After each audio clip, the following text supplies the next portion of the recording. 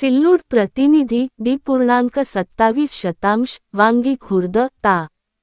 सिल्लोड येथे उभारण्यात येणाऱ्या छत्रपती शिवाजी महाराजांच्या भव्य अश्वारूढ पुतळ्याचे आज सिल्लोड येथील आमदार अब्दुल सत्तार यांच्या जनसंपर्क कार्यालय शिवसेना भवन समोर आगमन झाले. यावेळी आमदार अब्दुल सत्तार यांच्या हस्ते छत्रपती शिवाजी महाराजांच्या पुतळ्यास पुष्पहार अर्पण करून अभिवादन करण्यात आले. याप्रसंगी फटाक्यांची आतषबाजी करीत पुतळ्याचे ढोल ताशांच्या गजरात व जल्लोषपूर्ण वातावरणात स्वागत करण्यात आले. यानिमित्ताने आयोजित करण्यात आलेल्या रॅलीत आमदार अब्दुल सत्तार यांनी स्वतः सहभागी होत शिवभक्तांचा उत्साह वाढविला. रॅली दरम्यान उपस्थित शिवभक्तांना त्यांनी शुभेच्छा दिल्या.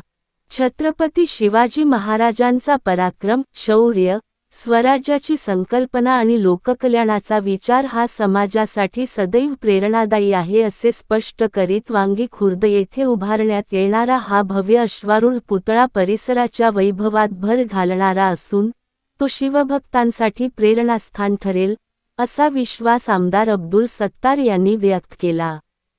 याप्रसंगी उपनगराध्यक्ष विठ्ठल सपकाळ, जिल्हा बँकेचे संचालक अर्जुन पा. गाढे, न.प.